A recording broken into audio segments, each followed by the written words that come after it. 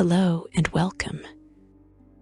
Something is pulling at you, not toward shadow or storm, not toward the cold architecture of ambition, and not toward the restless hunger that drives mortals across battlefields and burning seas. This pull is far softer than any of that. It moves through you the way light moves through still, silver water, slow and warm and completely without urgency. It does not demand anything of you. It simply calls. What you are feeling right now, at the very outermost edge of your awareness, is the quiet gravity of Mount Celestia. It has been waiting for a very long time for you to stop and breathe and finally notice it. In the vast and incomprehensible turning of the great wheel cosmology, every plane carries a particular kind of truth written into the very substance of its existence. The 9 hells carry the cold truth of absolute order, pressed so far past mercy that it becomes its own kind of cruelty. The abyss carries the screaming truth of destruction without end or purpose. The outlands hold the quiet truth of balance, everything in tension, nothing fully resolved. But Mount Celestia, the plane that planar scholars have long called the 7 mounting heavens of Celestia, carries a truth that is harder to put into words than any of those. It carries the truth that goodness is not simply an absence of evil. It is a living, breathing, radiant, and endlessly climbing force. And it has a home.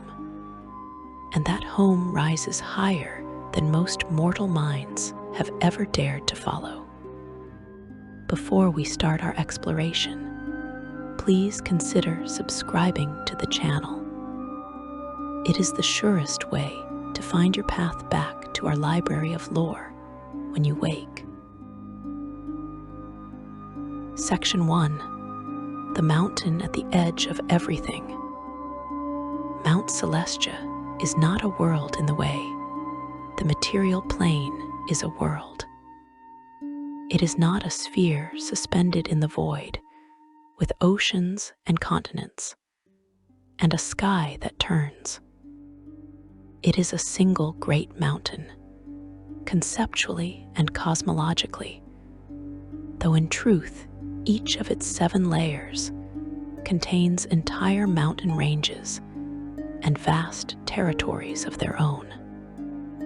The plain rises from an infinite sea of holy water at its base, ascending through 7 distinct heavens stacked one atop the other, each one more elevated than the last, not only in altitude, but in purity, in peace, and in the quality of the divine light that fills each layer's sky.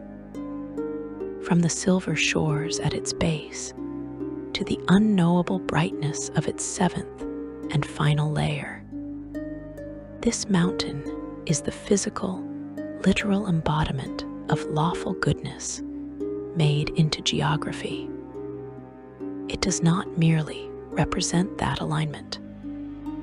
It is that alignment expressed in stone and sky, and the sound of distant trumpets carried on a wind that always seems to come from just slightly above you. What makes the structure of this mountain unique among all the planes of the Great Wheel is the way it handles the boundaries between its layers. The entrance to each new layer is always found at the lowest geographical point of the one above, and the exit from each layer is always found at the highest. This means that a traveler arriving from the astral plane lands in the surf of the Silver Sea at the mountain's very base, and must climb, genuinely and physically climb, to the peak in order to pass into the second heaven. They then emerge again at the nadir of that second layer, and must climb again to reach the third.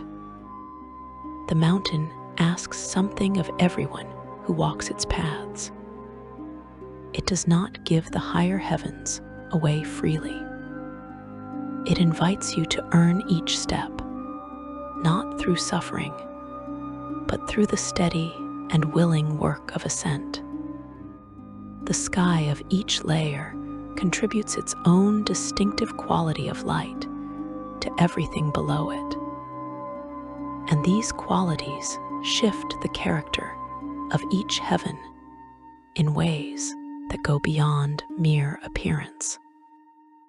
Light is not a passive backdrop on Mount Celestia. It is part of the plane's identity, part of how each layer communicates what it is and what it asks. And the light of the very first heaven is perhaps the most surprising to newcomers who have never set foot on this mountain before. Because the first thing that greets you on the shores of Lunia is not golden warmth or pale luminescence, as many travelers expect. It is night. The sky above Lunia is perpetually dark. It has never seen a sun, and it does not need one. What it has instead is stars, thousands upon thousands of silver stars packed into a sky so abundantly lit by their collective glow that the darkness between them is not darkness in the way you know darkness. It is the frame through which all that silver light shines, and the light is more than enough. It illuminates the white marble citadels on the shore. It catches the surface of the Silver Sea below. It turns the entire first heaven into a place of cool, starlit serenity that is nothing like the bleakness one might associate with a perpetual night, and everything like the particular peace that comes from a sky that has been burning steadily and faithfully above you for longer than memory reaches. When planar scholars first attempt to describe Mount Celestia to the uninitiated, they often struggle with where to begin. The plane has an awareness to it, not the awareness of a person or a deity exactly, but the responsiveness of something that is entirely and completely what it is. Mount Celestia is so thoroughly, so saturatingly lawful and good that its very substance reacts to what enters it the way still water reacts to the temperature of whatever is placed within it. Creatures of lawful good alignment who arrive at Mount Celestia's shores often describe the experience as an immediate, almost physical relief. A weight lifted, a pressure released, the particular kind of exhaustion that comes from navigating a world where goodness must always fight for its place simply disappears here. Because here, goodness is the default. The air feels right. The silence between sounds feels right. The way one stone sits next to another on a path feels right. Everything is in its proper place, and it always has been. And something in the soul of a lawful good creature recognizes that and responds to it with profound, wordless gratitude. For those whose natures are more neutral or chaotic, the experience shifts. A neutral traveler might feel a low and persistent discomfort, not pain exactly, but a low-grade sense of misalignment. The way a door feels when it has swollen slightly in its frame. It opens, but it does not open easily. A chaotic creature may feel something more pronounced, a mounting sense that the order woven through the plane's very fabric is pressing back against their nature, asking without cruelty, but also without negotiation, whether they truly belong here. And for creatures of genuine evil, the upper layers of Mount Celestia are not discomforting. They are actively hostile. The holiness that saturates the higher heavens presses against evil beings with a force that feels like judgment given a physical form. The mountain is not cruel. It is honest. The 7 layers each have a name, and each name carries centuries of history, theology, and wonder worth knowing. From the base of the mountain ascending to its summit, those layers are Lunia, Mercuria, Venia, Selenia, Mertian, Jovar, and Cronias. Each layer is not a separate plane. They are bands of altitude and quality on the same mountain, and the transitions between them are accessed at the peaks of each layer's highest points, where climbing brings you through into the next heaven above. Governing the 7 layers are 7 beings of immense power known collectively as the celestial hebdomad. According to what scholars have pieced together from ancient planar records, when the multiverse was first shaped, and before any mortal soul had yet died, Mount Celestia had no archons at all. The first 7 mortals to die as martyrs for the cause of law and goodness were the first souls to arrive on this plane, and they were not simply received as petitioners. They were transformed, elevated, made into the ruling stewards of each of the 7 heavens, one for each layer, mandated with guiding and governing Celestia for eternity. This could mean the hebdomad are not simply powerful celestials who rose to authority over time, but the literal founding figures of the mountain's ordered hierarchy, the original martyrs given a form commensurate with the scale of what they gave. The implications of that, if true, are profound, and they resonate through everything that follows. The beings who call Mount Celestia home beyond the hebdomad are known as archons, and they are among the most recognizable and significant celestials in all of planar lore.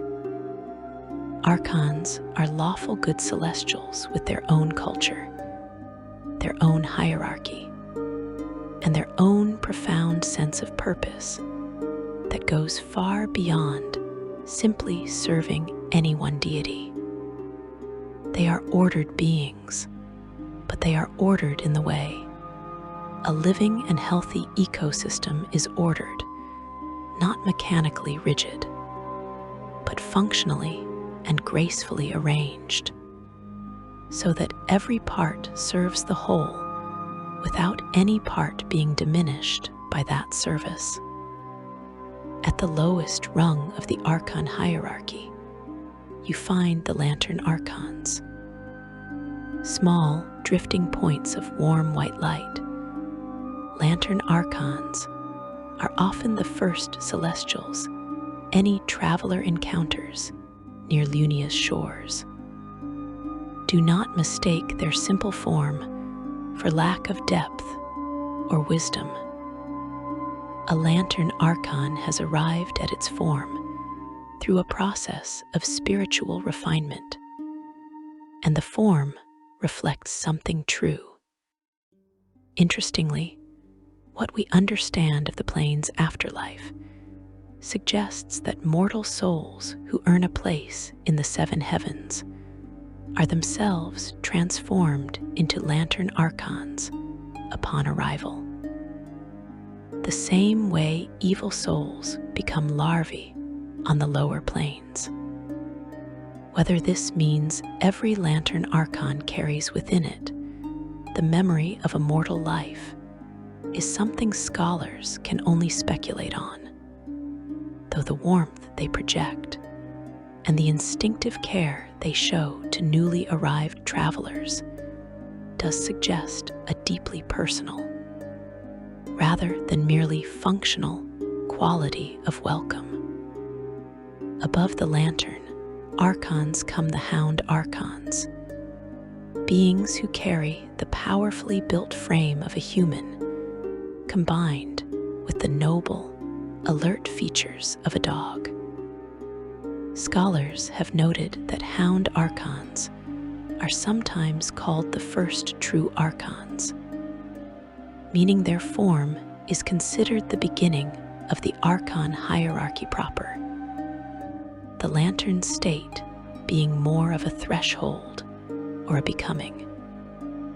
Hound archons are warriors and protectors, and they carry themselves with a calm certainty that is the opposite of arrogance. They act from something quieter and deeper than bravado, from a commitment so thoroughly internalized that courage is simply the natural result. At the upper end of the archon hierarchy, bearing silver trumpets and wearing armor that catches each layer's unique light and turns it brilliant, are the trumpet archons. These are heralds and messengers, and when the moment demands it, warriors of extraordinary capability. The sound of a trumpet archon's instrument is said to carry across entire layers of the mountain, and to fill every soul that hears it with something that resists simple description.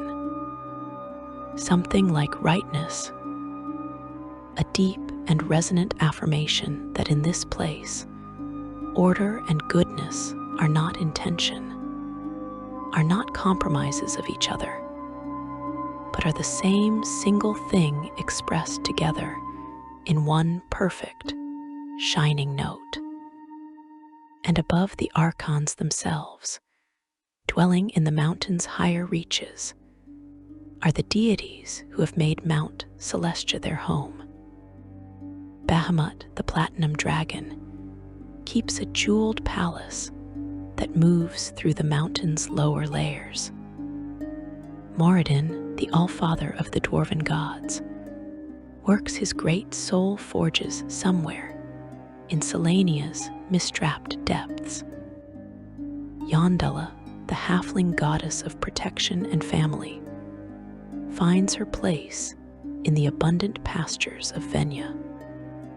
These deities are not merely residents of the mountain. They are, in some profound sense, expressions of it, beings whose divine natures align so precisely with what Mount Celestia is that their presence and the plane's character reinforce and deepen each other continuously. We will walk through all of this together. We will step onto the starlit shores of Lunia and feel what it means to arrive somewhere the cosmos has been expecting you. we will climb through golden mercuria and feel the warmth shift from silver starlight to gold around us. We will move through pearl-soft Venya and crystal-deep Selenia, through the vast armies and healing cities of Mercian, and into the glittering, gemstone-lit terraces of Jovar. And then, at last, we will stand at the threshold of something even the gods approach carefully, the entrance to Cronias, the illuminated heaven, the one layer of Mount Celestia that has never, in all the long history of the multiverse, given back what it has taken in. This is the mountain at the edge of everything, and your feet are already on the path. Section 2. The Silver Shore and the Golden Rise. The Silver Sea does not announce itself. It simply becomes present around you, the way memory sometimes surfaces without warning, gently and completely, as though it had always been there, just beneath the surface of your attention. One moment you are crossing through whatever passage brought you here, a shimmer in the astral, a portal's edge, a dream that deepened past the point of ordinary dreaming. And then the stars are everywhere, and the sound of water moves with a patience that makes all other water seem hurried by comparison. The shore beneath your feet, once you have crossed it, is pale and smooth, composed of stone that has been worn by an ocean older than any mortal civilization. Each surface catching the silver starlight overhead and giving some of it back in the way that only things which have been thoroughly loved tend to do. This is Lunia, the first heaven, the silver heaven, and the sky above you is night. Not the threatening night of a world without shelter, not the night of something waiting in the dark. Lunia's sky is a perpetual, breathtaking display of stars, packed so densely into the darkness above that the spaces between them feel almost incidental, almost secondary to the accumulated silver radiance they produce together. These constellations do not match anything in any mortal sky. They are their own arrangements, vast and stable and deeply ancient, burning with a clarity that comes from never having to compete with the glow of a city or the haze of smoke or the pale dilution of a rising sun. The light they cast is cool and silver, and more than sufficient, illuminating everything at the base of the mountain with a quality that feels both intimate and infinite, both close enough to touch and wide enough to hold a plane. The Silver Sea extends in every direction from the base of the mountain, and it is, in a literal and verifiable sense, holy water. Fresh, clean, and carrying within every drop the sacred properties that priests of the material plane spend considerable effort producing through ritual. Travelers who have been wounded or cursed, or spiritually burdened, sometimes wade into the Silver Sea upon arrival, simply because the water itself begins to work on them at the moment of contact, not violently or dramatically, but with the same steady, reliable patience that defines everything about this place. The sea is not empty. Moving through its deeper waters are beings of genuine celestial nature, great whales of a luminous, slow-moving grace, schools of fish that catch the starlight and scatter it in rippling silver fans, and sea elves who make their homes in the shallower shelves along the mountain's underwater base, their communities as ordered and as quietly generous as anything found above the waterline. New arrivals to Lunia come through the silver sea rather than arriving dry on its shore. This is not incidental. The astral color pools that deposit travelers into Lunia place them in the surf, in the water itself, and they must swim the remaining distance to the shore and pull themselves through the breaking waves onto the beach.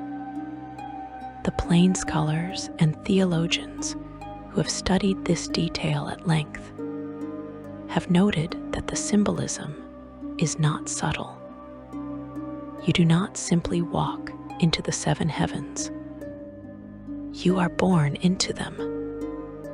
The sea receives you and delivers you to the shore, the way an ocean delivers a living thing, through effort and through passage, through the moment of emergence that separates what you were from what you are becoming.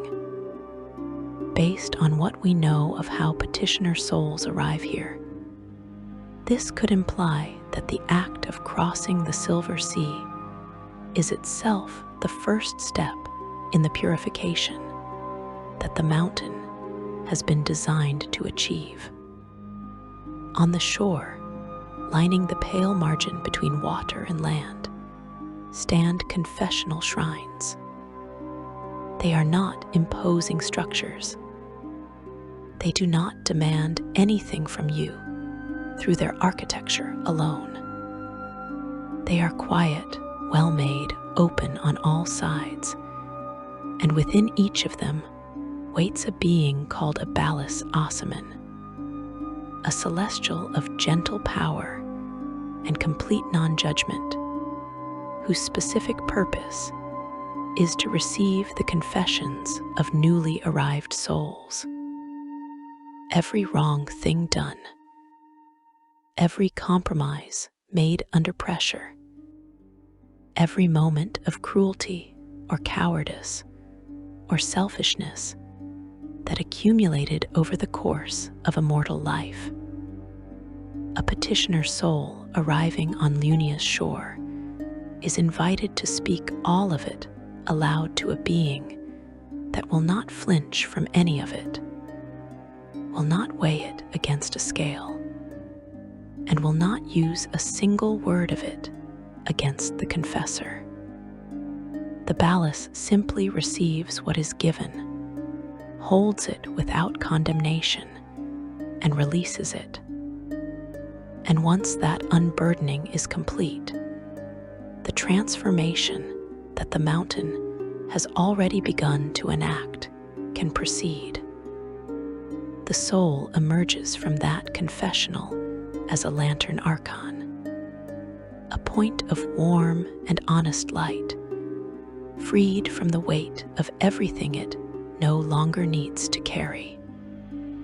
Not every soul that arrives in Lunia becomes a lantern archon in precisely this way. Some petitioners from the dwarven and halfling traditions, whose divine patrons maintain their own realms higher on the mountain, pass through Lunia differently and ascend more directly toward the layers where their patron gods dwell.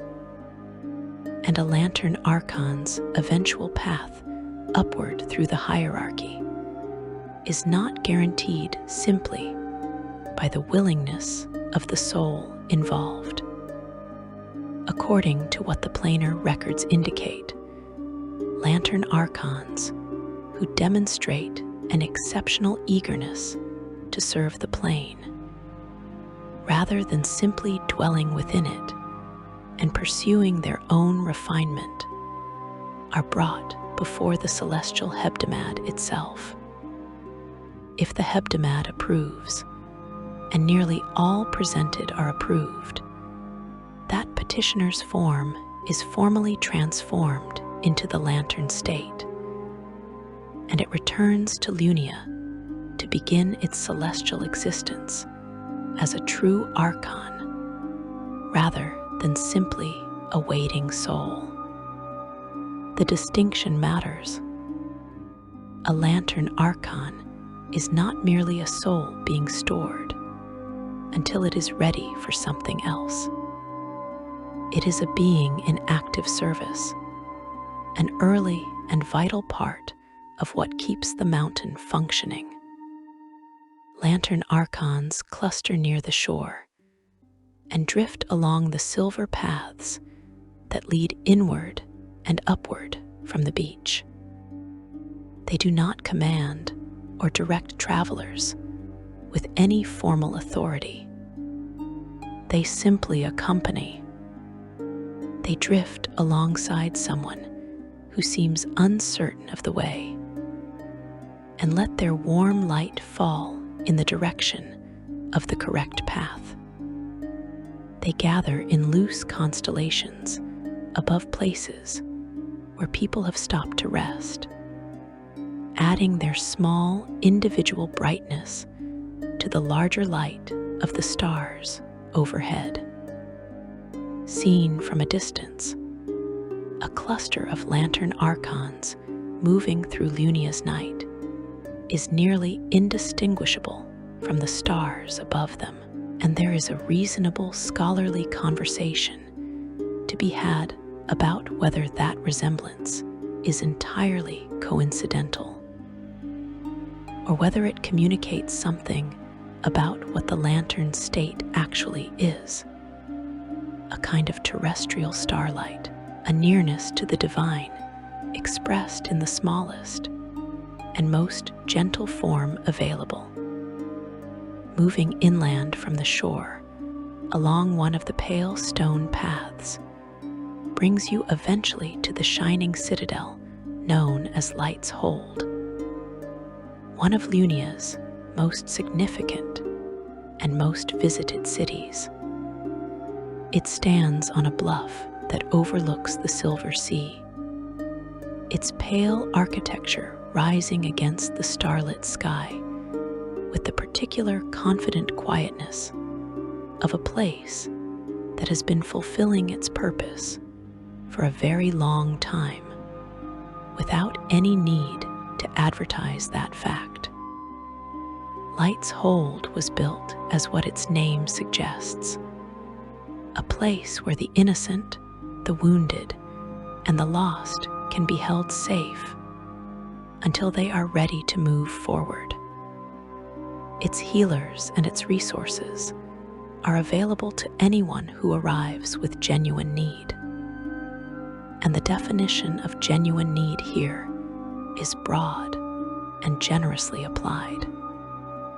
The city's four quarters each carry the presence of a different divine tradition, whose values align with Lunia's purpose of reception and restoration.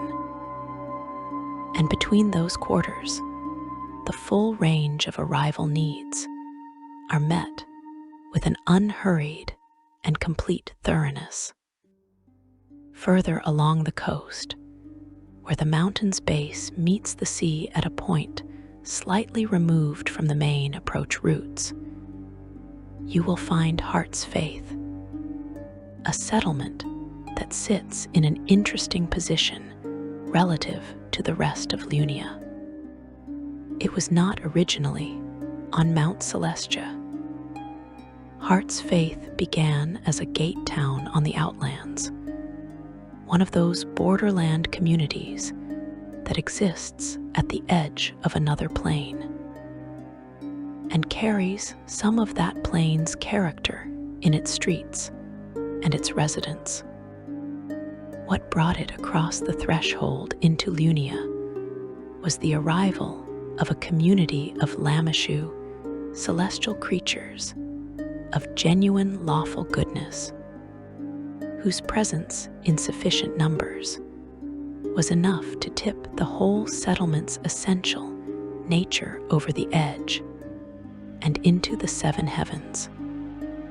The descendants of those original Lamashu now govern Heart's faith, and the town retains something of its gate town character, slightly less formal than the established Lunia communities, slightly more accustomed to the company of travelers from very different places. It has fewer Archon residents than most comparable settlements in the first heaven, and that absence gives it a quality that some visitors find more immediately comfortable than the more thoroughly celestial communities nearby. The permanent gate that connects Heart's faith to the Outlands sits just offshore in the Silver Sea, close enough to be clearly visible from the town's waterfront, but requiring a boat or a willing swim to reach. It looks like a frame of red granite flecked with blue, standing upright in the open water. And it is one of the most commonly used entry points into Mount Celestia for travelers arriving from beyond the plane, rather than through the astral color pools. Using it to arrive deposits you in the air above the surf, which means the first thing Lunia does to a new arrival through this gate is drop them into the holy water, whether they intended to take a swim or not. The mountain, it seems, has a consistent preference for the arrivals it receives. Above the shore and the confessional lines and the glowing paths between Light's Hold and Heart's Faith, the mountain begins to climb more decisively upward, and the terrain becomes more varied as you move away from the coastline. There are white marble structures further up the slopes, citadels and halls, and open-sided buildings whose architecture has the quality of something built with complete confidence in the material and complete clarity about the purpose. The archons that move through these higher areas of Lunia carry themselves with the easy authority of beings who know the paths and know the mountain, and have been serving its purposes for long enough that service and identity have become the same single thing. Hound archons on the upper slopes of Lunia are more martial in bearing than those near the shore. Their natural role as guardians of the paths upward expressed in attentiveness, and a calm, steady presence that feels less like watchfulness and more like reliability. The transition from Lunia into Mercuria, the second heaven, is not marked by a gate or a line on a map. It is marked by two things that change simultaneously as you climb: the sky above you and the air around you. The perpetual night of Lunia does not end with a sunrise. The stars simply begin to give way to something warmer, a golden luminescence that fills the sky of Mercuria from every direction with an even, generous warmth that has no single source and no shadow. And the air, which carried the cool clarity of a still night in Lunia, shifts subtly as you cross into the second heaven. It thins slightly. Some travelers describe a brief and pleasant lightheadedness on first arriving in Mercuria, a mild giddiness that comes from air that is just a little less dense than what they are accustomed to, combined with a golden quality of light that falls on everything with something that feels, if light can feel like anything, like encouragement. Mercuria, the golden heaven, is the second layer of Mount Celestia, and it is dramatically different in character from Lunia without being dissonant with it. Where Lunia is coastal and relatively flat, Mercuria is a layer of young, dramatic mountains. Not the ancient, worn smoothness of peaks that have stood since the earliest ages of the multiverse, but mountains that thrust upward with force, their faces steep and raw, their valleys deep and filled with rushing rivers and vivid green growth that catches the golden light and returns it in warm, living colors. These are mountains in motion, cosmically speaking, still expressing something urgent and vital rather than having settled into the long quiet of completion. Their energy suits the second heaven's character precisely, because Mercuria is a layer devoted to those whose goodness expressed itself through action, through willingness to fight when fighting was necessary, and through the particular kind of committed heroism that does not wait for favorable odds. Mercuria is, among its several roles, the resting place of the noblest warriors, fighters and paladins who spent their mortal lives in service to causes larger than themselves, and who earned, through that service, a place in the second heaven's eternal armory. Their tombs and monuments are scattered across Mercuria's slopes and valleys with the frequency and the care of something that has been built over an enormous span of time by beings who genuinely mean what they memorialize. Once each year, by whatever calendar serves on this plane, Mercuria observes what is known as the Day of Memory, a formal and communal honoring of the heroes who rest here.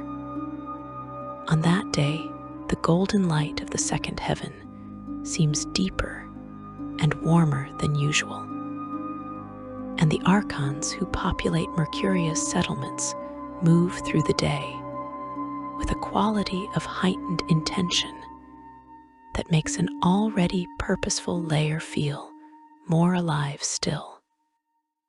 It is also in Mercuria that Bahamut's jeweled palace sometimes comes to rest. The palace does not have a fixed address on Mount Celestia.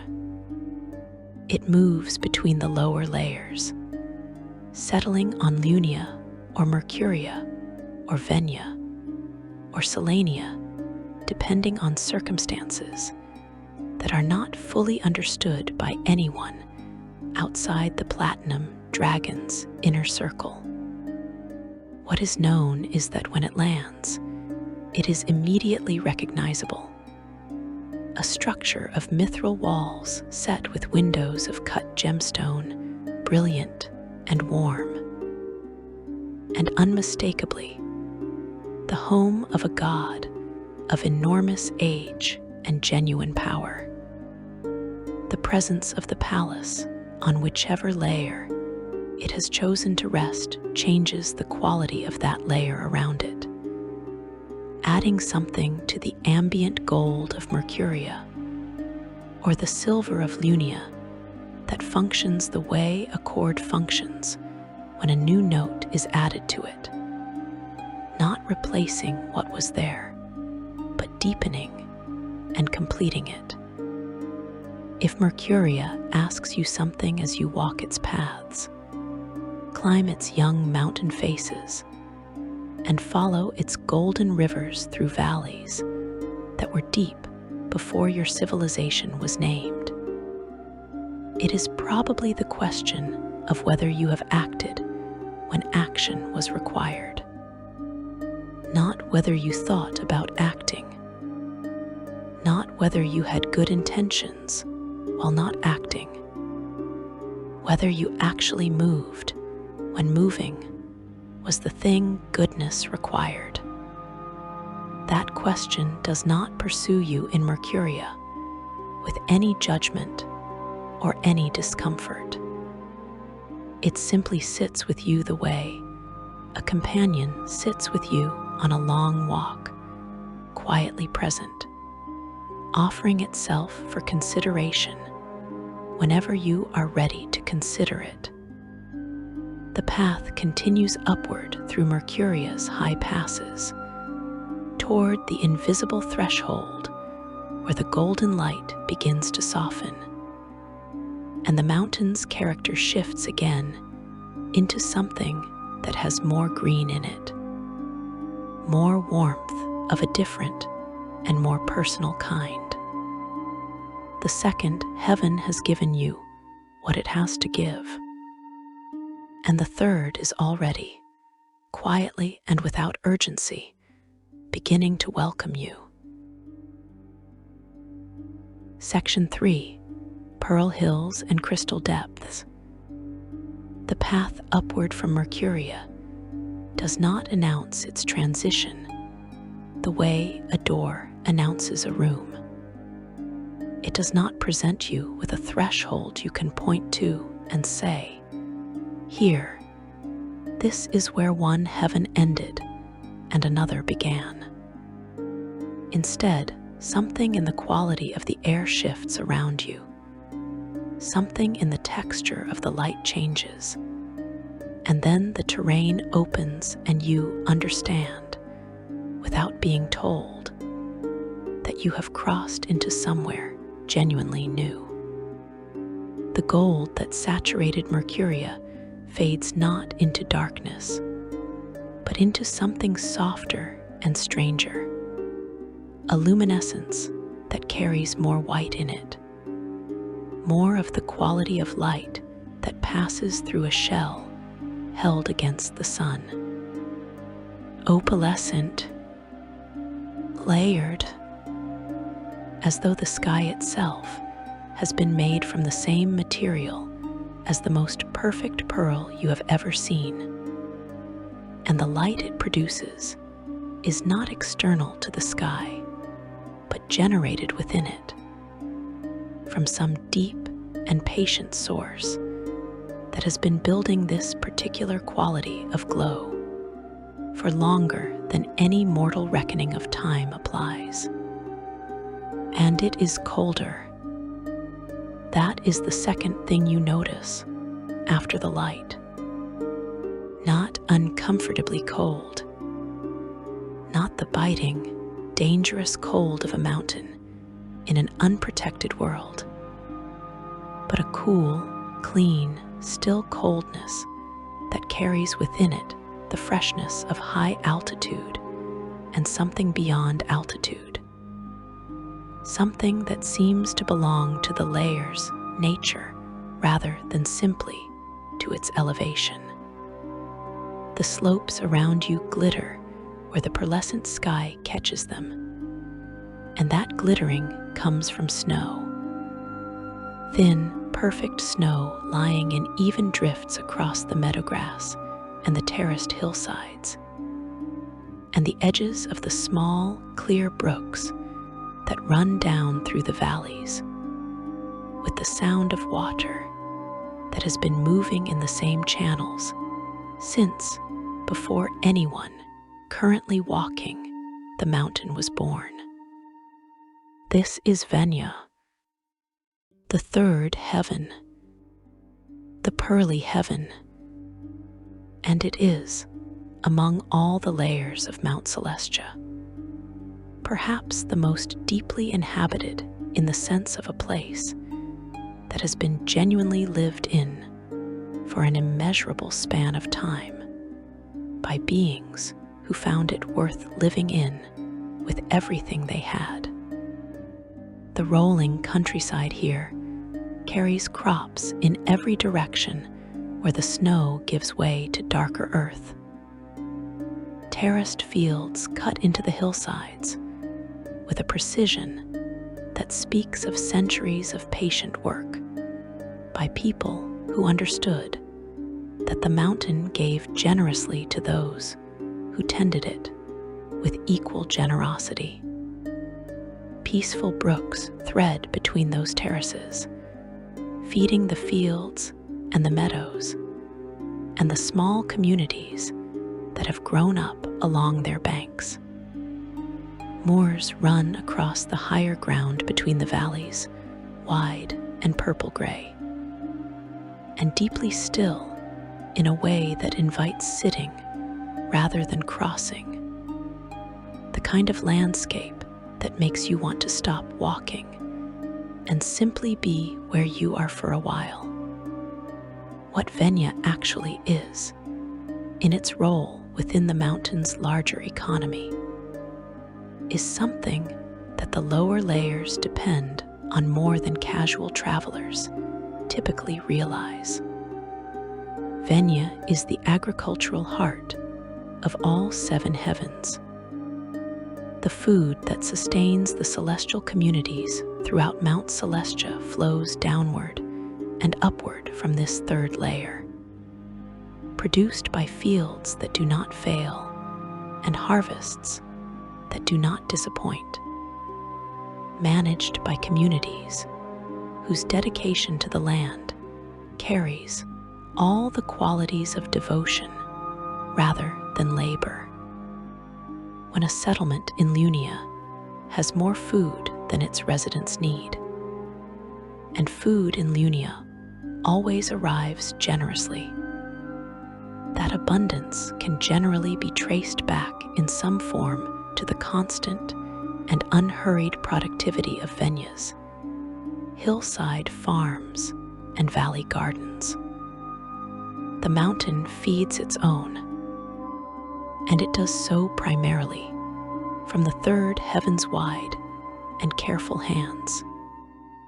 Presiding over Venya on behalf of the celestial hebdomad is Irathiel the seer, one of the seven great archon rulers of the mountain's layers, described in plainer records as a figure of remarkable personal beauty, who is said to be capable of working genuine miracles.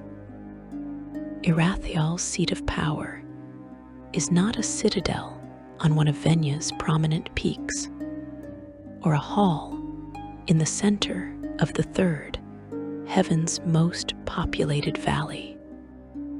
It is a fortress library built entirely underwater, beneath the surface of the glass tarn, one of Venya's most significant bodies of still water. The name of that underwater fortress is Zurinthador. Travelers who have found their way inside describe a place of enormous collected scholarship and deep, crystalline quiet. The hebdomad ruler of Venya choosing for residence a place of immersion and depth rather than height and visibility. What we know of Irathiel's role as seer could imply that the underwater positioning of Zurinthador is deliberate and meaningful, that seeing truly requires going beneath the surface of things rather than standing above them, that the perspective which serves the third heaven best is one arrived at by going inward and down rather than outward and up. The most celebrated portion of Venya is the divine realm known as the Green Fields. And the Green Fields is not simply Yondella's personal domain. It is a shared realm, tended together by 3 members of the halfling divine family. Yondella herself, the protector and provider, the great mother of the halfling people, is the leading figure and the most immediately present of the 3. Alongside her dwells Arvorine, the halfling god of defense and vigilance, whose influence within the green fields explains why such a peaceful-seeming place has in fact gone to war more than once in its long history to defend itself against incursions that thought the gentle slopes and the small residence would be easy to take. And with them both dwells Cirillali, the halfling goddess of trust and friendship, whose specific quality of presence turns every gathering in the green fields from a simple social occasion into something warmer and more particular. Her influence is why you do not simply meet people in the green fields. You make friends there, genuine ones, the kind that you carry with you afterward. The towns within the green fields carry names that tell you everything about what they are before you have taken a step inside any of them. Amberweld, Bunbury Hills, Candlewood, Marston on the Water, Thistle Downs, Turtle Creek. Each name is a small piece of world building in the halfling tradition, a name that describes exactly the kind of place it is without any attempt at grandeur or mystery. These are communities that know what they are, that have no interest in pretending to be anything else, and that receive visitors with the combination of genuine curiosity and immediate hospitality that defines halfling community at its most fully expressed. Doors are open. Kitchens are producing something. There is almost certainly a table being set somewhere nearby, and the person setting it will look up, notice you, and assume without a moment's hesitation that you are expected and that there is enough. The halfling souls who arrive in Venya find what they find here with the quality of recognition rather than discovery. The particular homesickness that many halflings carry through their mortal lives, the longing for safety, for the door closed against the dark, for the table well provisioned, and the faces of the people they love present and unthreatened, simply resolves here. Not because nothing in the universe is difficult or complex, but because the conditions that made those longings necessary no longer exist. The biggest threats in the green fields, according to those who have lived there long enough to speak with authority on the subject, are the occasional infestations of moles and rabbits and badgers that trouble the gardens. These are, to a halfling, a manageable and perhaps even welcome kind of challenge. Venya also holds, slightly apart from the green fields, but within the same layer, the realm of a god who belongs to a very different tradition. Erroneous, the god of valor, chivalry, and justice, whose worshippers are predominantly human paladins and warriors of the most dedicated kind, keeps his realm within Venya in a domain called the Fields of Glory. That two realms as different in character as the green fields and the fields of glory should coexist within the same layer of the mountain is worth pausing on. The halflings of Yondella and the holy warriors of Erroneous are not in conflict in Venya. They are not even primarily in proximity, but they share a layer, and what makes that sharing coherent is not similarity of culture or practice. It is alignment of fundamental value. Both communities are organized around the same bedrock conviction that goodness requires protection, and that protection requires both the willingness to act when action is needed and the wisdom to know what is worth acting for. The halflings of the green fields have gone to war to defend their home. The paladins of the fields of glory have tended gardens during long peacetimes. Venya, the third heaven, contains both truths simultaneously without any contradiction. The path from Venya into the fourth heaven, Selenia, is one of the most striking transitions on the entire mountain.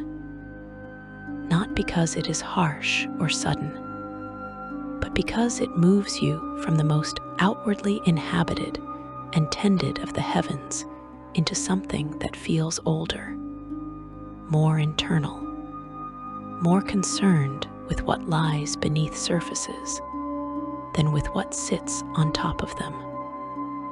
The snow that dusted Venya's slopes deepens as you climb toward the transition, and then changes character on the other side of it. The cold becomes drier. The air takes on scents that have no precise name, mineral and holy, and faintly metallic. The smell of deep stone and ancient ore and smoke that has been rising from a fire, burning for longer than any mortal lineage has existed. You are in Selenia, the fourth heaven, known variously as the Electrum heaven and the Crystal heaven. The sky above is no longer the opalescent pearl of Venya.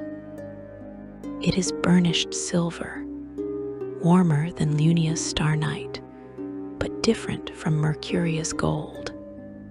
The specific color of metal that has been polished until it is more light than metal. Selenia's sky does not radiate warmth in the conventional sense. What it radiates is clarity, a quality of transparent brightness that comes down through the electrum sky and illuminates the landscape below with a light that seems interested in showing you the truth of everything it touches, rather than simply making it visible. The valleys of Selenia are not open. They are wrapped in mist. Thick, rolling, sweetly scented fog fills the lower spaces between Selenia's peaks from wall to wall, moving slowly in currents that have no obvious source, parting occasionally to reveal a glimpse of a monastery wall or the edge of a carved stone path before closing again. These mists are not accidental. They are, in the most literal sense possible, the exhalation of Moradin's great forge in the depths below. The smoke and the heat that rise from the soul forges in the tunnels beneath Iraqaner travel upward through channels in the mountain stone and emerge at the valley floors as this warm, scented, perpetually rolling fog. To breathe the mists of Selenia is, in some quiet and perhaps theologically significant way, to share air with the work of a god. The warmth that the valleys retain, despite the layer's high altitude, comes from the same source, radiating outward through the stone from the forge fires that have never gone cold. Iraqener, the great dwarven realm of Selenia, is not a single building or a single cave. It is a vast complex of tunnels and halls and workshops and living quarters built deep into the body of the mountain. A civilization underground as large and as organized as many surface nations, whose residents have been delving deeper and refining their craft for an age. The dwarven petitioners who come to Selenia seek out Iraqener naturally, drawn by the sound of hammerwork that travels through the mountain stone for miles in every direction, drawn by the smell of metal and fire that permeates even the exterior approaches to the complex, drawn by the certainty, which proves well-founded, that the work being done in these tunnels is the most serious and the most skilled work of its kind available anywhere in the multiverse. Moradin himself works in the deepest part of Iraqener, at the soul forges, and he is not alone there. His wife, Baranar Truesilver, the dwarven goddess of hearth and home and the sacred bonds of family, dwells alongside him in Iraqener, her presence giving the complex a quality that Moradin's forge intensity alone would not produce. She is the counterpart to his making. He shapes souls and weapons in the forge's heat. She provides the context that makes that shaping meaningful, the community and the relationship, and the continuity of tradition that gives a crafted object a place in a life, rather than just an existence as a made thing. Together they make Iraqener not just a workshop, but a home, the greatest dwarven home in all the multiverse. The soul forge itself is described in dwarven sacred texts as the instrument through which Moradin tempers the spirits of his people. And the word tempers carries the full weight of its metalworking meaning here. Tempering is not simply heating. It is the specific process of heating and cooling in precise sequence that transforms a metal's internal structure, eliminating the brittleness that raw forging produces and creating, instead, the balanced resilience that allows the metal to absorb impact without breaking. What Moradin does to dwarven souls in the Soul Forge, we can reasonably understand to be something analogous. A process of divine attention that finds the brittleness in a spirit that a hard life may have produced and works it out with heat and care, leaving behind something stronger and more flexible and more capable of bearing what good lives are asked to bear. The weapons forged in Iraqener's other workshops, the holiest arms in the dwarven tradition, carry this same principle in their physical substance. Above Iraqener's tunnels and above the mistrapped valleys, Selenia's peaks are home to a different kind of seeking.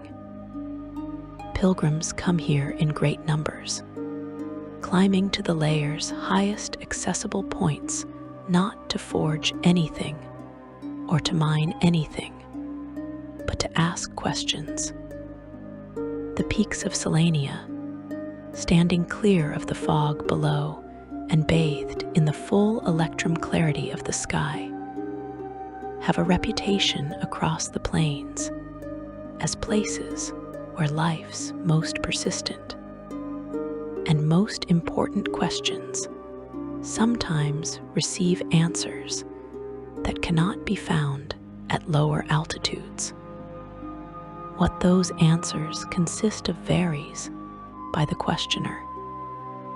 The mountain does not give the same answer to every person who climbs high enough to ask. It gives each person what their particular sincerity of seeking has prepared them to receive. Among those peaks, hidden in folds of fog and accessible only to those who have approached with genuine humility and genuine purpose, is the monastery of 7 flowers. Very few detailed accounts of the monastery's interior exist, because very few who have entered it have felt inclined to produce detailed accounts afterward. What is generally known is that it is tended by monks of considerable celestial capability, and that somewhere within it dwells the figure known as the Grand Master of Flowers, a being of unsurpassed wisdom in the monastic tradition, whose precise nature has never been confirmed. Whether the Grand Master is a mortal who has achieved something approaching perfect enlightenment through decades of devoted practice, or a celestial being who chose the monastery as the form through which to express their nature, remains one of Selenia's genuinely open questions. Both answers have been argued for seriously, and what we can infer from the accounts that do exist is that standing in the Grand Master's presence tends to dissolve the urgency of knowing which answer is correct. Above the monastery and above the highest peaks of Selenia's explored territory, something else moves in the sky that is neither cloud nor archon formation, nor any fixed celestial structure. Floating through Selenia's upper reaches is Ouroboros, the gates of wisdom, the divine realm of Jazirian, the wise deity of the Quattle.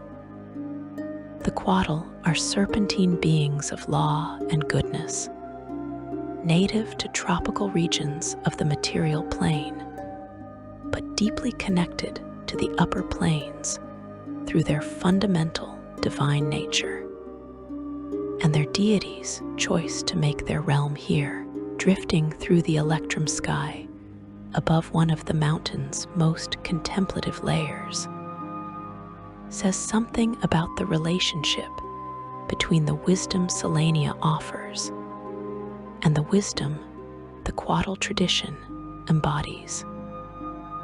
Ouroboros does not land.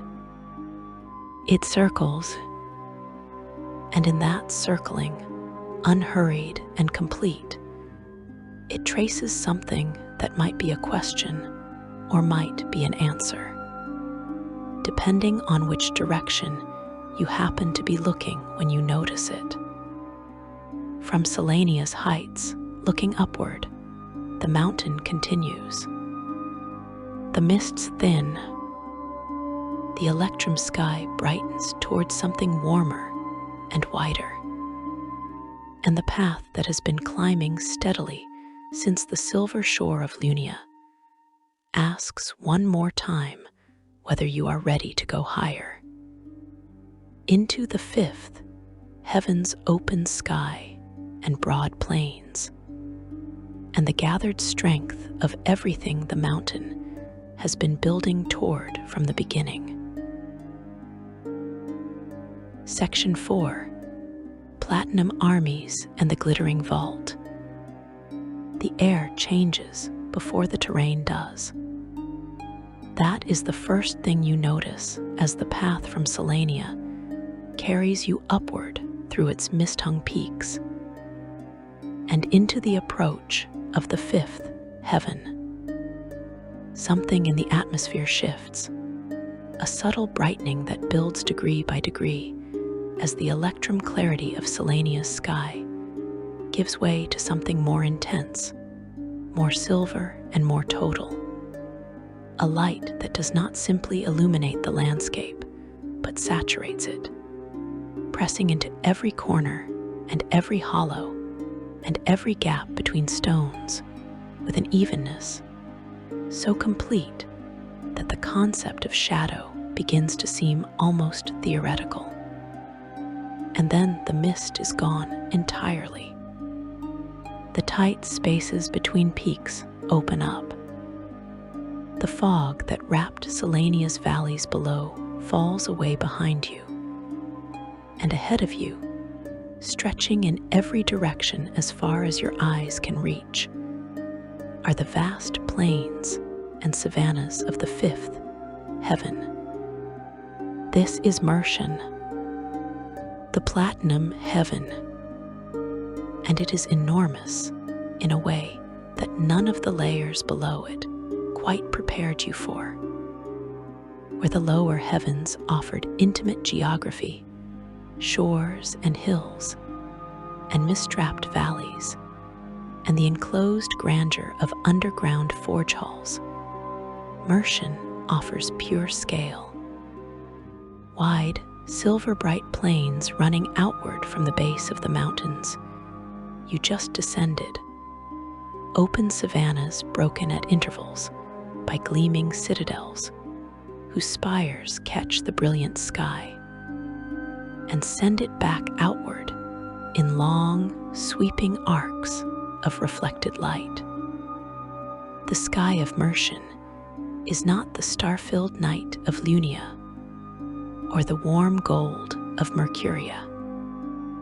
It is silver bright in the way of a sky that has been polished, intense and clear, and carrying within it a specific quality that the planar lore records with some precision. Any undead being that makes its way to this layer does not endure the fifth heaven sky for long. The radiance here is so thorough and so holy that those who carry death's corruption within them are simply undone by it, burned to ash not through violence, but through contact with something that makes their continued existence impossible. Mercian does not threaten the undead. It simply shines, and its shining is sufficient.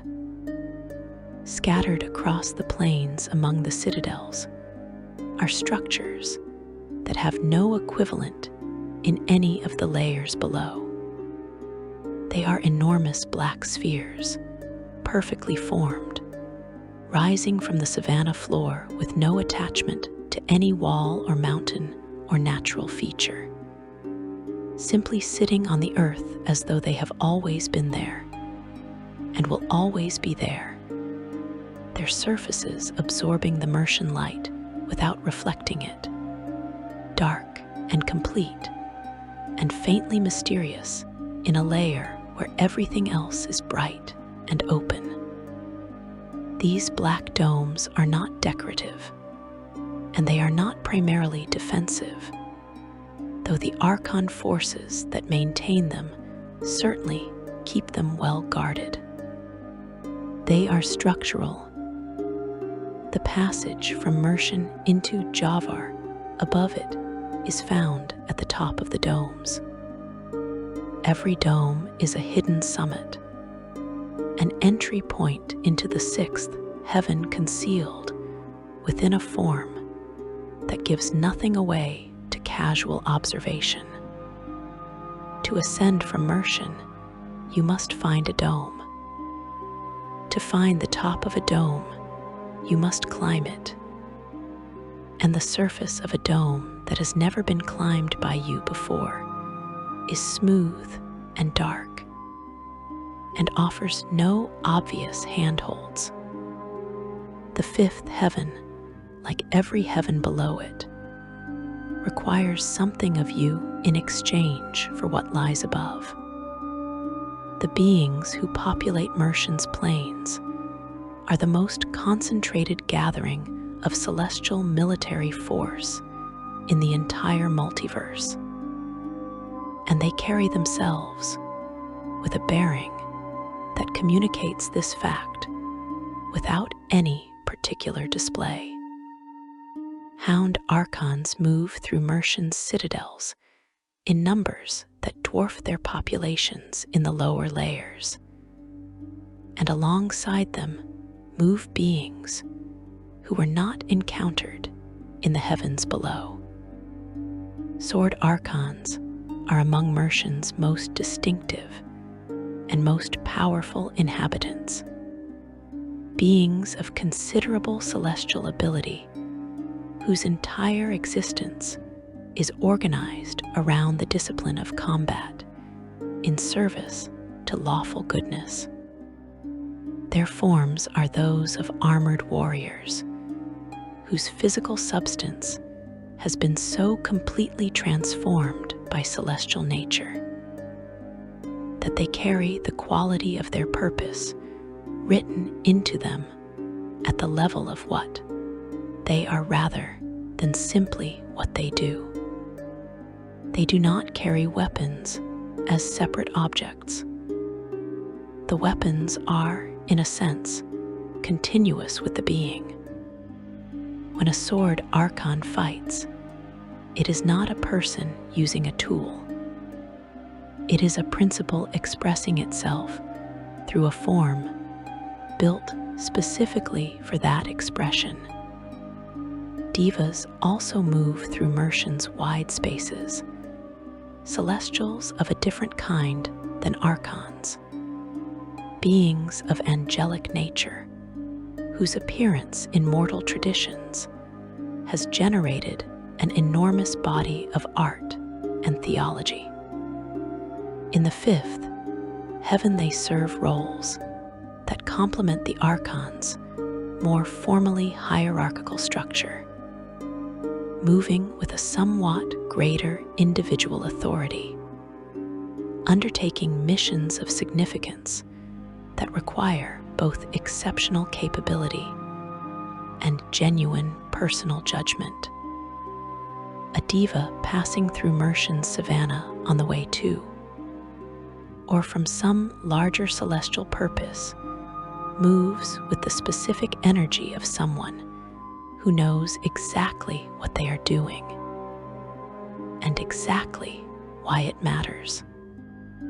Watching one, you understand something about what the fifth heaven is actually for, not merely a gathering of force, but a gathering of purpose, beings who have been shaped by their nature and their choices into the precise instruments that the cause of lawful goodness requires for the work it has always been doing and will always need to do.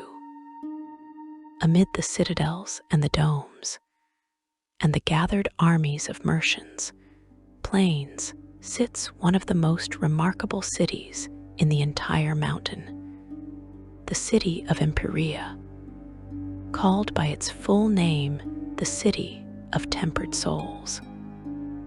Empiria is not a military installation in the way that the citadels surrounding it are military installations.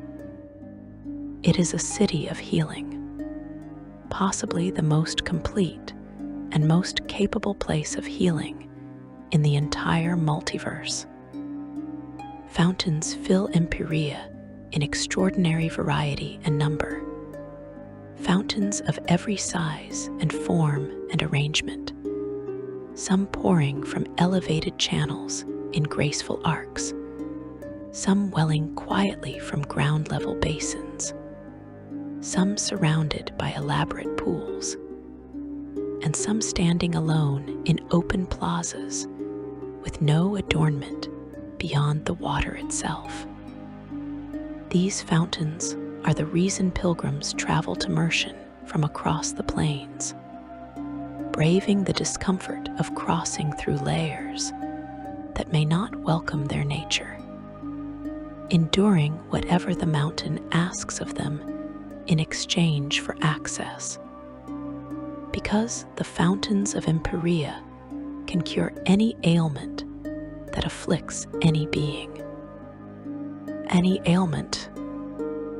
There is no disease, no curse, no magical affliction, no injury of body or soul that has a cure and cannot find it here. The challenge, and it is a genuine one, is that a pilgrim seeking healing must find the specific fountain that addresses their specific affliction. No index exists. No directional signs point the way. You arrive in Empiria and you walk among the fountains, and eventually the right one becomes known to you, not through information delivered by an external source, but through a recognition that happens from the inside. The city's healers, who are numerous and exceptionally skilled by any standard, can help narrow the search. But the final knowing is always personal, because the connection between a specific soul and its specific healing is specific in a way that cannot be entirely mapped or transferred. It is also in Mershan that the path of Bahamut's jeweled palace sometimes runs. The palace moves between the first 4 layers of the mountain on a pattern that is not fully legible to outside observers, touching down on Lunia, or Mercuria, or Venia, or Selenia at intervals, carrying with it the full court of the platinum, dragon in its mithril-walled chambers and gem-windowed halls.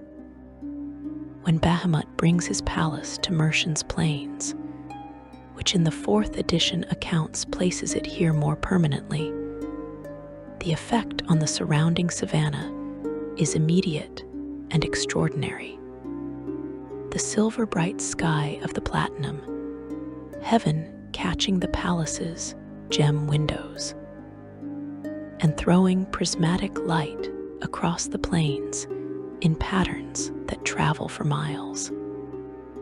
The palace is described in accounts that go back across many editions of planar lore as both home and hoard for the platinum dragon, a place where the most honored pilgrims and the most trusted servants of good dragonkind seek his counsel and receive it. Inside the palace, the 7 great gold worms who form Bahamut's inner council carry names that the planar records have preserved. Borkad the Claw, Kurya the Eye, Songrad the Wing, Groomer the Voice, Marishok the Tail, Tronaxia the Presence, and Urgala the Fang. Each name describes both a function and a quality, a role within the council, and a characteristic of the individual who holds it. These are not ceremonial titles. They describe the actual ways these 7 ancient beings serve the platinum dragon, the specific forms of wisdom and capability and devotion that each brings to the work of advising a god. Some traditions hold that these 7 are the reincarnated souls of ancient mortal kings whose lives were defined by an exceptional and genuine sense of justice, brought back to existence by Bahamut's power, and given a form commensurate with the scale of what their spirits already were. The gold dragon tradition itself holds that Bahamut chose them through secret, elaborate, and genuinely dangerous tests, selecting from among the most noble and courageous of all dragonkind those few whose inner quality matched what the council required. Both accounts could be describing the same process from different angles. The tests Bahamut administers on this reading might themselves be the mechanism of the reincarnation, the challenge that draws out whether the right soul is present in the dragon before him. Alongside the 7 advisors, Bahamut keeps a bard named Vanather the Golden Harpist, himself a gold dragon, who most often takes the appearance of a handsome half-elven musician. Vanather is described in some accounts as possibly a dead god from an ancient pantheon, given new form by Bahamut's power. His divinity transformed into musicianship at a level that defies mortal comparison. Whether or not that account is literally accurate, the music produced in Bahamut's court by Vanather's playing is consistently described by those few who have heard it as something that goes beyond performance into something more like truth delivered through sound. The way the most perfectly made objects in Moradin's forge are more than tools. The path from Mershin upward through the black domes opens eventually onto the 6th heaven. And what meets you on the other side of that ascent is not a landscape in any conventional sense of the word. It is a vault. Jovar, the glittering heaven, the heaven of gems, is a vast celestial space whose floor is lined with rubies and garnets, and whose ceiling is lined with the same, the great gems pressing close above and below you, and filling the space between with the specific warm, deep, red-lit glow of hearthfire seen through colored glass. This is not the cold sparkle of a jeweler's display. It is warm and alive and deeply interior, the light produced by rubies and garnets being a light with heat in it, a light that feels close and generous, and lit from within the stone rather than reflected off its surface. Everything in Jovar glows with this quality. The hills and the valleys, and the paths between them, and the low formations of gem-encrusted stone that rise from the floor in clusters and arrangements that have been growing, purely through the accumulated nature of the plane, into shapes of increasing complexity and beauty for longer than the mountain has been visited by mortal travelers. Jovar holds more archons than any other layer of Mount Celestia. They fill the gemlit spaces in numbers that the lower layers, for all their populated cities and organized militaries, do not match. These archons are among the most refined and capable in the entire hierarchy. Beings shaped by proximity to Cronias, above into forms of near-complete spiritual development.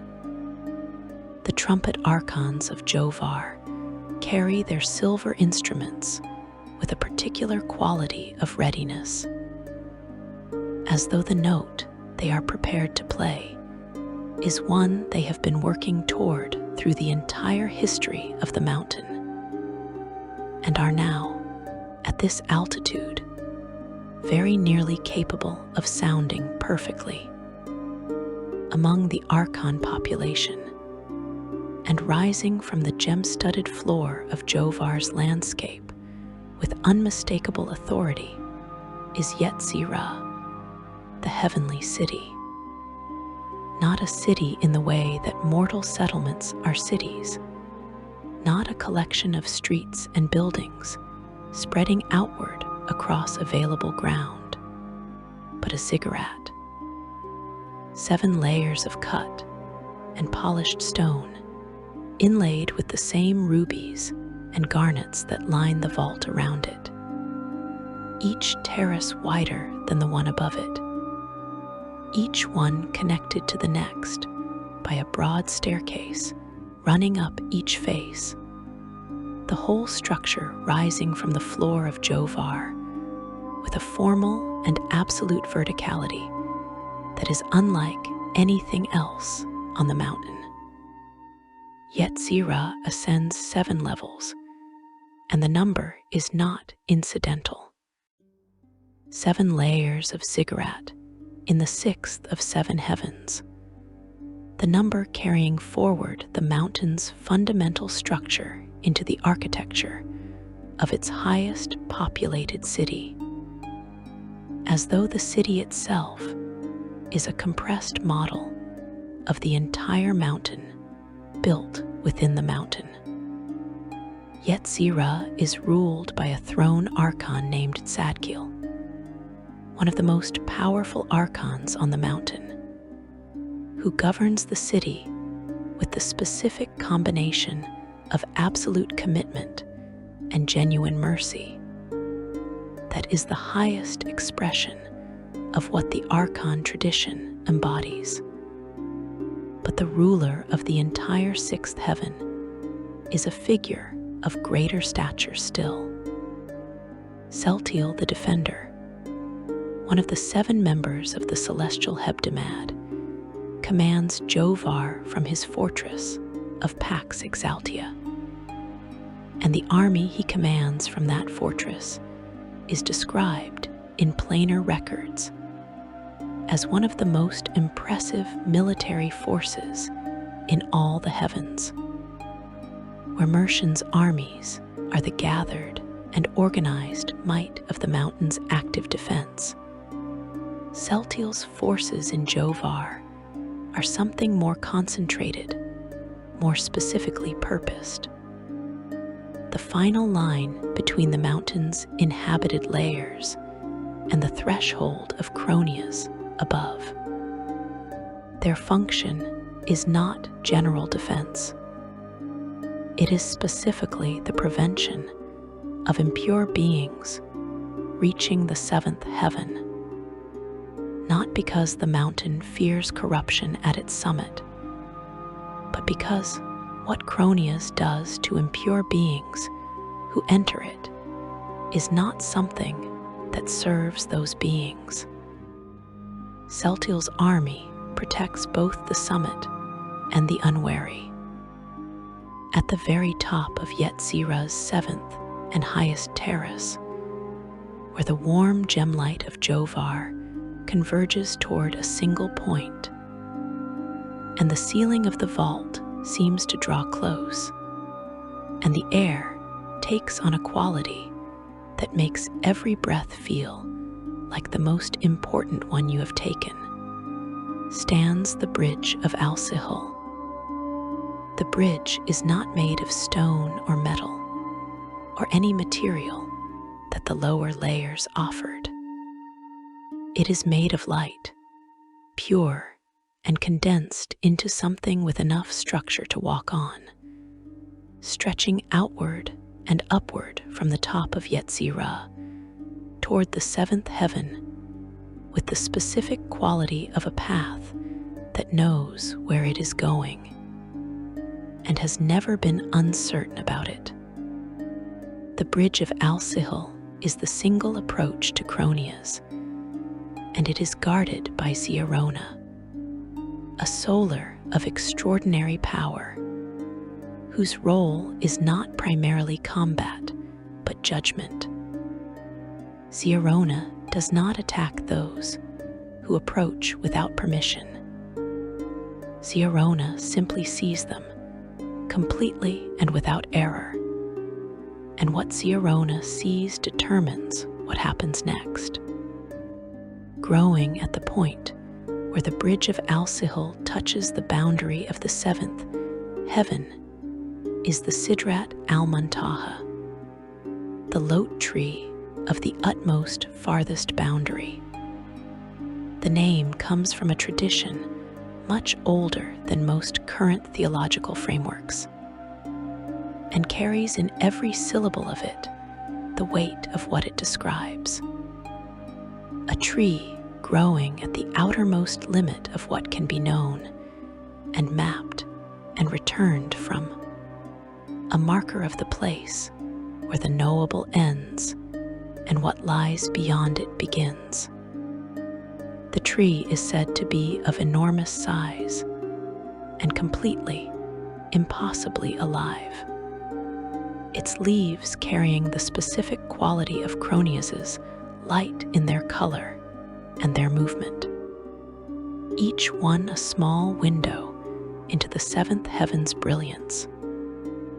Standing at the base of that tree, looking upward through its branches at the light that filters down from the summit above, you understand something that the entire climb has been trying to tell you.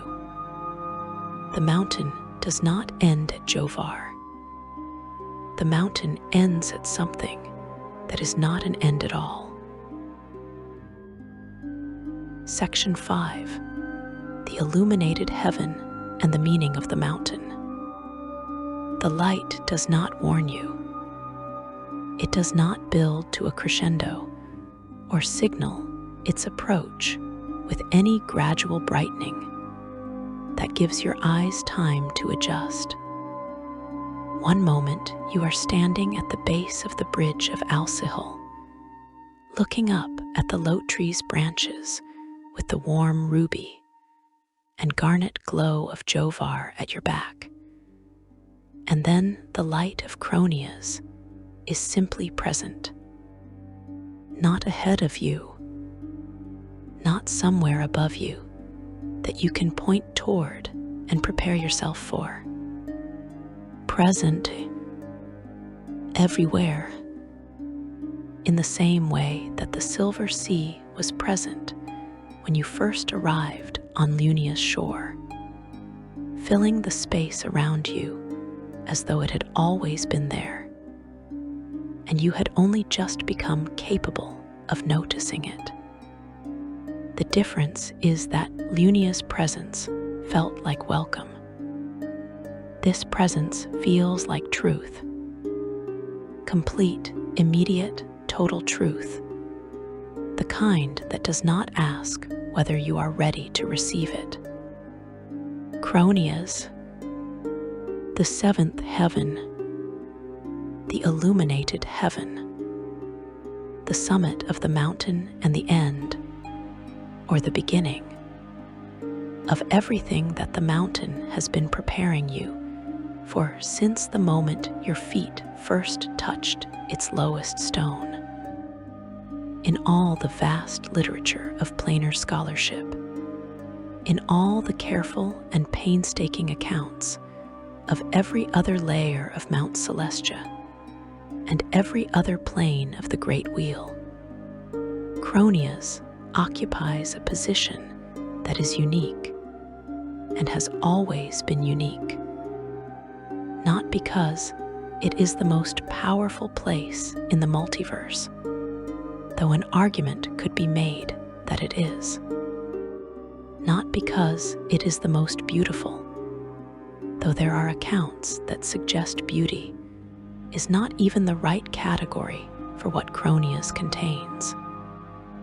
It is unique because it is the only plane, the only layer, the only geography in the entire turning of the Great Wheel, about which nothing definitive has ever been recorded by anyone who went inside it and came back out again. With one exception, and that exception is Zafgil the Watcher.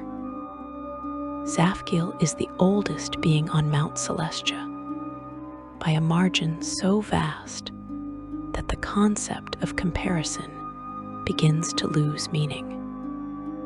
He is the first archon ever created, the first of the 7 martyrs who died for the cause of law and goodness at the very dawn of the multiverse, and were received by the mountain as something more than petitioner souls, were transformed by Mount Celestia's own mandate into the ruling stewards of its 7 layers.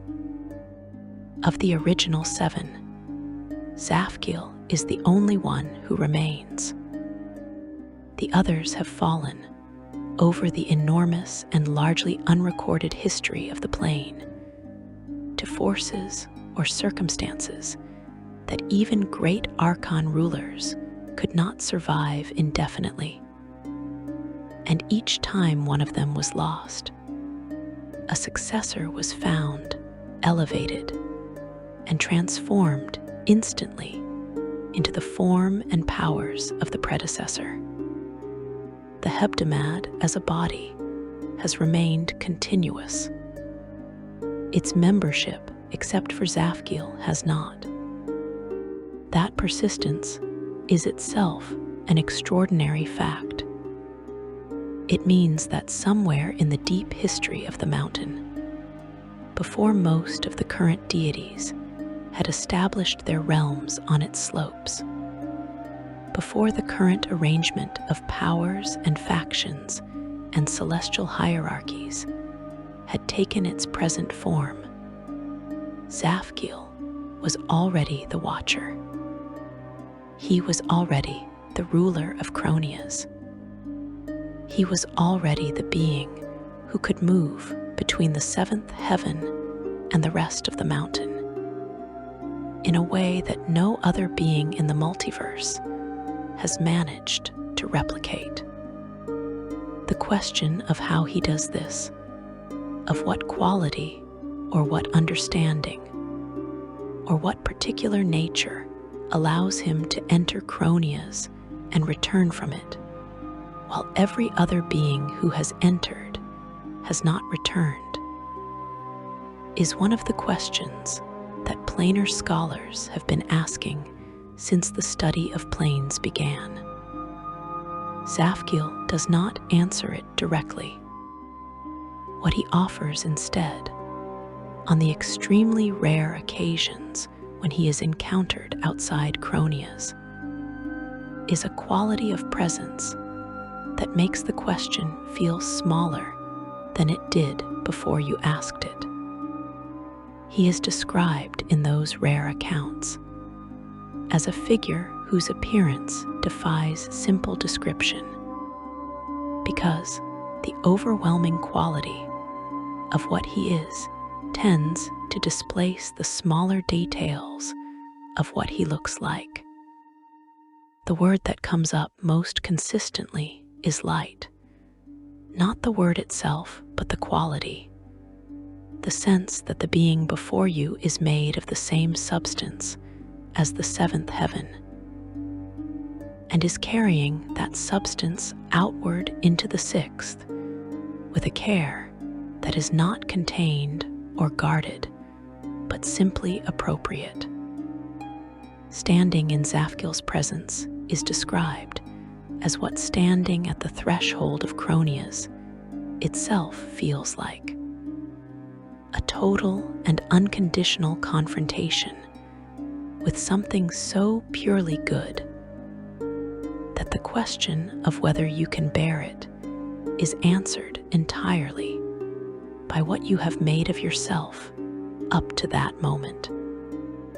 There is one specific task attributed to Zafgil in the planar records that stops every scholar and every traveler who encounters it for the first time. Among all his duties as ruler of the summit, leader of the Hebdomad, and guardian of the mountain's highest threshold, Zafkiel watches over the souls of dead children, specifically the souls of children who died before they could make meaningful choices about what kind of person they would be. Stillborn babes, children taken by illness or accident, or the casual cruelty of a world that does not always protect the most vulnerable of its residents. These souls, who arrive at the mountain having never had the opportunity to climb it in any meaningful sense, are received at the seventh heaven rather than at the first. They arrive at the summit, and the being who watches over them is the oldest and the most purely good archon in the entire mountain's history. This could mean, and plainer theologians have returned to this implication again and again, that Cronius does not judge. It does not receive only those who have earned it through the long process of ascent and refinement that the lower six heavens describe. It receives the most innocent alongside the most spiritually developed. The soul that had no chance to become anything, yet alongside the soul that spent a long mortal lifetime becoming the best possible version of itself. What both have in common on this reading is that neither carries the weight of deliberate wrongdoing. One because it chose goodness consistently and completely across an entire life. The other because it never had the opportunity to choose otherwise. Cronius, at this altitude of understanding, begins to look less like a reward for achievement and more like a home for a specific quality of soul that can arrive there by two entirely different paths. What Cronius actually is on the other side of the bridge of Al-Sihel remains the mountain's deepest mystery, and the specific nature of that mystery has been described in several distinct ways by different traditions, each description internally consistent, but not fully reconcilable with the others. One account holds that Cronius is a direct connection to the plane of positive energy, that the seventh heaven is the place where Mount Celestia's lawful goodness opens into the raw creative life force of the universe, and that souls entering Cronius are absorbed into that life force, becoming part of the generative energy from which all living things are constantly being born. On this account, entering Cronius is not dying in any sense. It is becoming more alive than any individual bounded form of life can contain. Another account holds that Cronius is the place where the mountain itself completes the work it has been doing with a soul since the moment it arrived on Lunia's shore. Every layer asked something of you. Every transition refined something. Every heaven burned away a little more of what was accidental and contingent about you, leaving behind more and more of what was true. Cronius, on this account, is simply where that process finishes. The soul that enters does not disappear. It arrives What it arrives at is the fullest and most complete and most real version of what it always was, stripped of every obscuring layer that mortal existence and even the lower heavens had left in place. The light does not consume it. It reveals it.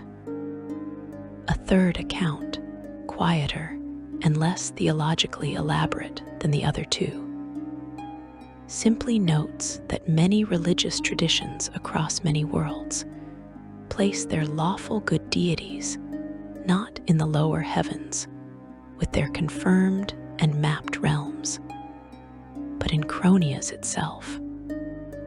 Bahamut's palace may rest on the lower layers. Moradin's forges may ring in Selenia, but the truest seat of divine power for beings of the most complete lawful goodness, the argument goes, is in the seventh heaven, in the place that surpasses description and returns no reports. The lower realms are for the gods' relationships with the world below, where mortals can approach them, and where their divine attention can be most effectively directed toward the beings who need it. Cronia's is for what those gods are in their fullest nature, apart from any audience, apart from any petition, apart from any need to be anything other than entirely what they are. All three accounts share something at their core. Something enters Cronia's.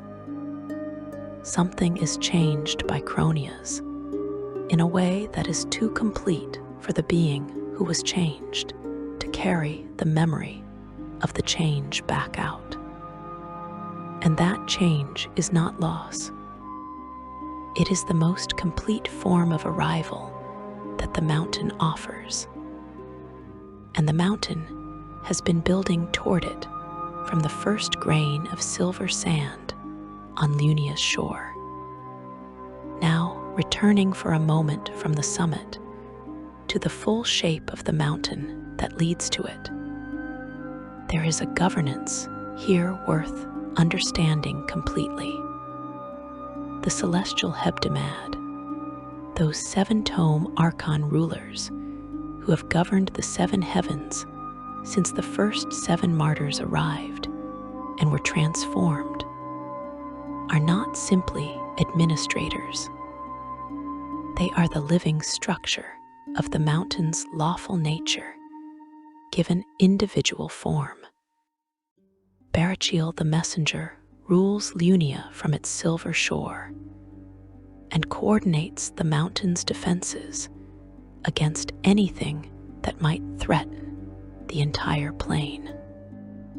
Domiel the mercy bringer governs Mercuria, and the quality of mercy is not incidental to that title. It signals something central about the second heaven's character, that the heroism honored there is always heroism tempered by compassion, never cruelty dressed in the clothing of necessity. Irathiel the seer oversees Venya from the depths of Zurinthador's underwater library, patron of those who see truly rather than conveniently. In Selenia, Pistis Sophia the ascetic holds the fourth heaven's governance, and the word ascetic in her title carries enormous weight. Selenia is the layer of fog and crystal and deep forgework, of pilgrimage and high-altitude question-asking.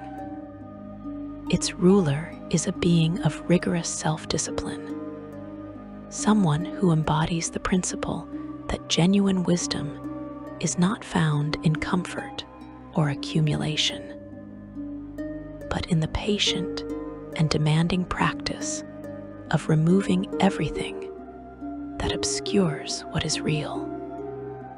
Pistis Sophia's governance of Selenia is itself a form of teaching, a demonstration that the most valuable things require the most rigorous pursuit, that Moradin's forge and the monastery of Seven Flowers and the pilgrims on the high peaks are all engaged in the same fundamental act of discipline seeking. Raziel the Crusader rules Mercian, and Raziel is the Hebdomad member, perhaps most immediately recognizable to the mortal traditions that have generated paladins and holy warriors throughout history. Raziel is their patron at the cosmic level, the archon whose governing principle is the necessary and holy act of fighting for goodness when goodness requires fighting, whose armies in the fifth heaven are the physical expression of a divine commitment that does not flinch when the situation demands strength. Raziel governs the healing city of Empiria with the same conviction with which he commands the celestial armies. Strength and healing are not opposites in Mercian. They are the same care expressed in different circumstances. Cialtiel the defender holds Jovar, standing as the last gatekeeper before Cronias, and his title echoes across the entire mountain's history every time a threat to the summit has been turned back. And Zafkiel the Watcher, oldest of all, first of all, sole survivor of the original 7 martyrs, holds Cronias and holds the role of leading the Hebdomad in its guidance of the entire mountain. These 7 are subservient in the theological hierarchy of Mount Celestia to the divine powers who make the mountain their home. Tyr the even-handed, Torm the true, and Ilmater the broken god, the 3 deities collectively known as the Triad, hold authority over the Hebdomad's activities, as does Helm the Vigilant. This relationship between the Hebdomad and the deities is not one of mere obedience in a bureaucratic sense. It is the same relationship the mountain itself has with goodness, the governing structure serving the governing principle. Never the reverse, the order always in service to the good it was built to protect. The mountain's relationship to different cosmological frameworks is worth noting, because the Great Wheel is not the only model by which the planes have been understood. When the world tree cosmology was in wider use, Mount Celestia's function was mirrored in 2 places: the green fields and the house of the Triad. The mountain's 7-fold ascent preserved as a concept even when the specific geography was reinterpreted. When the world axis cosmology organized things differently, Mount Celestia was understood as an astral dominion drifting through the astral sea, ruled from a high seat. The mountain's essential ethic of growth through trial remaining constant, even as its physical description shifted. Across every cosmological model that has ever attempted to account for the multiverse's structure, the 7 heavens persist in some form, because the truth they embody is not dependent on any particular model to be true. Lawful goodness, justice tempered with mercy, discipline softened by compassion, the patient work of becoming something better than you were. These are not truths that belong to any one framework. They belong to the multiverse itself. When you walk Mount Celestia, from its starlit shore through its golden valleys and its pearl-soft hills, and its mist-hung forges, and its silver-bright armies, and its warm gem glow, and finally to the bridge of Al-Sihil and the presence of something beyond it, you are walking through a physical argument about the nature of good. Not an abstract argument, not a philosophical position, a physical one you can feel beneath your feet, one that changes the quality of the air you breathe, and the light that falls on your face, and the very particular way your body responds to moving through a world where every single thing has been shaped by a principle that has never, in the entire history of the multiverse, given up. The mountain asks something different of you at each layer. It asked you to arrive at Lunia's shore. It asked you to remember at Mercuria's monuments. It asked you to rest and to tend in Venya's green fields. It asked you to dig deep in Selenia's fog. It asked you to hold the line on Mershen's broad plains. It asked you to refine and to contemplate in Jovar's ruby-lit vault. And now, here, at the edge of the seventh heaven, it asks you the question that all the other questions were preparing you for.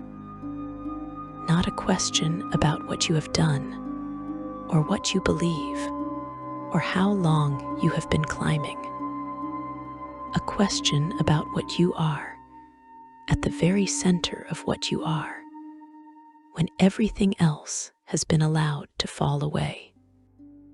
The mountain is patient. It has been patient since before the first soul arrived in its surf and pulled itself up onto the silver shore. It will be patient long after the last account of it has been written and forgotten and written again. Whatever your answer is, the mountain will hold it and hold you for as long as it takes.